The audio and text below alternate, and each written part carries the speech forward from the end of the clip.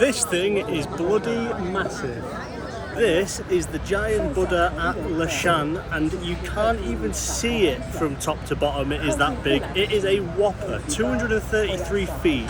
It is without doubt one of the man-made wonders of China, and in fact the world. It is staggering. It is by far the largest pre-modern statue in the whole world, and actually in all of the current statues even built recently, this is the only one in the top 50 that was built more than 150 years ago, but it was actually done in 800 AD. 1,200 years ago that was carved out of the red sandstone cliff, and if we get a good view over the river we'll see why it was even built in the first place. Behind me you can see the confluence of three rivers, the Min, the Qingyi and the Dadu, and that caused mayhem with shipping accidents. So in 713 AD a monk who lived here called Hai Tong stepped in, thought he could fix it. He decided that the best course of action was to carve an enormous Maitreya Buddha out of the cliff face to watch over the ships and keep everyone safe. It took 90 years to finish it from 713 to 803, and I can't tell you why he decided to go so big. He sent it and built one of the biggest statues that still exists in the world today, but what I can tell you is it worked. Because of the amount of rock that was deposited in the river from being chiseled out of the mountain, it changed the current of the rivers and it made it safe for boats. As you can see, we have boats in the river not crashing. Job done. While we head down these steps to get a view from the bottom, let me just drill in the actual size of this bloody thing. So out of all of the statues that exist today, that we built this year, last year, with all modern technology, this is 22nd in the world, and it was built 1,200 years ago. Well, these are some of the sketchiest stairs I've ever experienced.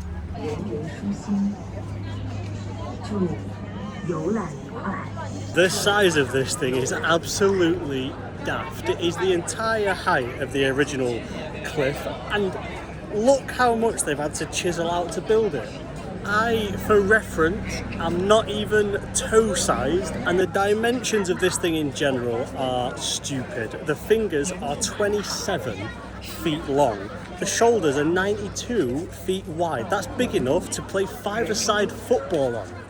Here's a comparison for you. The Statue of Liberty that was built nearly 1,100 years later and is cheating a bit because it has an outstretched arm and a torch is still 100 feet shorter than this. It is comfortably the largest stone Buddha in the world, although it's not all made out of stone. The ears, which are 23 foot tall, were made out of wood, covered in mud, and then stuck to the rest of it that way.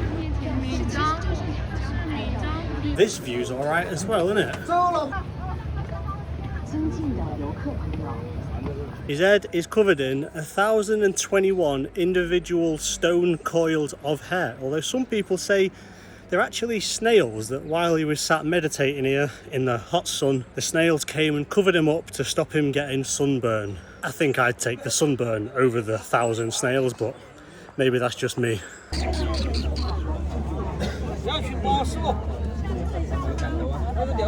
All right, Lewis, we get it. He's a big chap. Job done. But the job is not done. There is more for us to see. I don't know if I'm showing my age and Englishness here, but this area feels a lot like Jungle Run. Remember Jungle Run? Feels like I'm in that. I am off into a cave. My word. Have a look at this.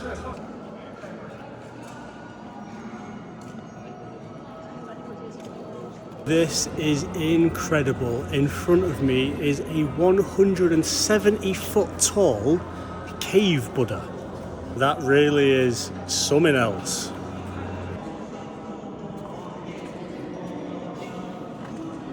And if you come past him, there is more cave to go in. Look at this. This cave, which by the way is massive, is full of a bazillion different stone carvings of different stages in Buddha's path to enlightenment. And then when you get to the end, you've got this.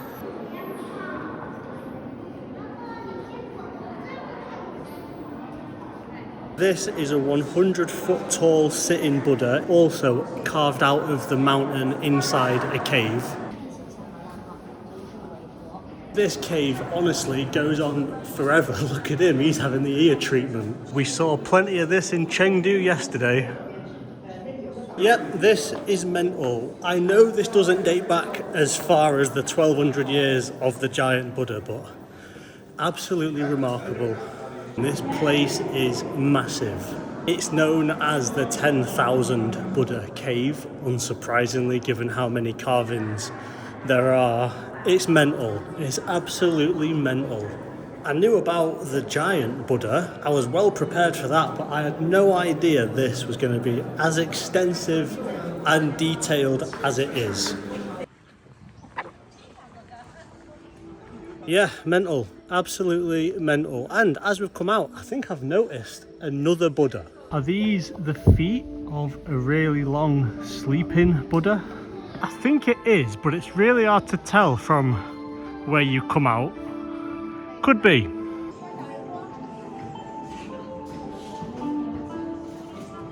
Now I am defo in Jungle Run.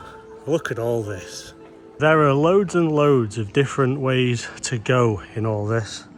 I reckon we keep going down. Well, there's more.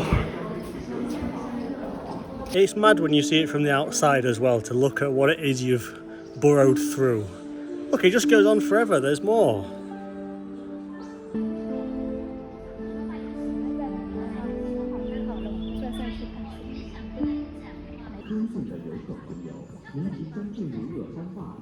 I am completely and utterly lost, and I couldn't care less.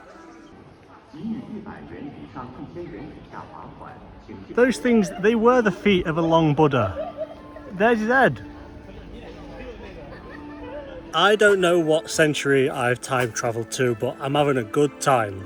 Surrounded by bamboo and stone carvings into mountains. I don't know if it gets much more ancient China than this. By the way, it's this area in which Buddhism kind of kicked off in China. It's where the first Buddhist temples were built in the country around the 1st century AD. So it turns out that sleeping Buddha is 560 feet long. So to continue the footy comparison and keep it digestible for my fellow Brits, that is longer than an 11-a-side footy pitch. Very jungly indeed, and also very big. So if you're planning on coming here, give yourself a whole day to have a look at it. There's so much to walk around and look at. And you can hear actual birds, which is something you definitely can't do in the city of Chengdu. This then is the Big Buddha Bay. I think we're starting to understand the name of the game here. It's not just the big one at the top, there are loads circling it as well. Once again, everything is just massive, including the stairs we're about to go up, so wish me luck. I've just looked behind me to check my progress and almost developed a fear of heights. That's terrifying.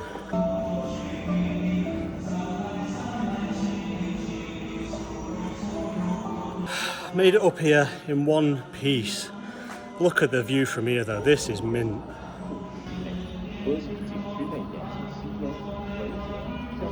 I'm not sure it's beanie weather anymore though, I'm hot. Like I said, there is a lot to see, and with that comes a lot of charging about, but when you just breathe for a second and chill, you realise how peaceful this area is. You're just out here in the jungle, it's quiet, it's nice, it's green, you can hear running water. Lovely spot. For your info, if you want to visit that bit we were just in with all the caves, that is a separate bit to where the big chap is. That's the Oriental Buddha Park for another 80 Chinese yen. You get in there, defo worth it in my opinion, although I do not believe it has been here quite as long as the big dog.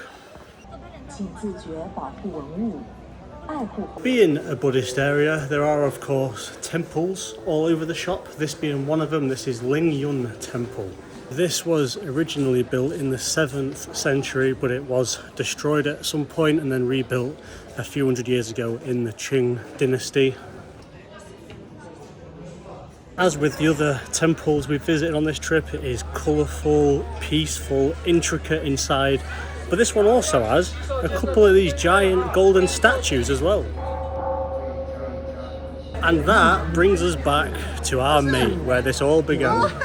Before ending this one, there is one far less interesting but very important bit of information to share about the giant Buddha at Leshan, and that is the reason that it has stood for so long.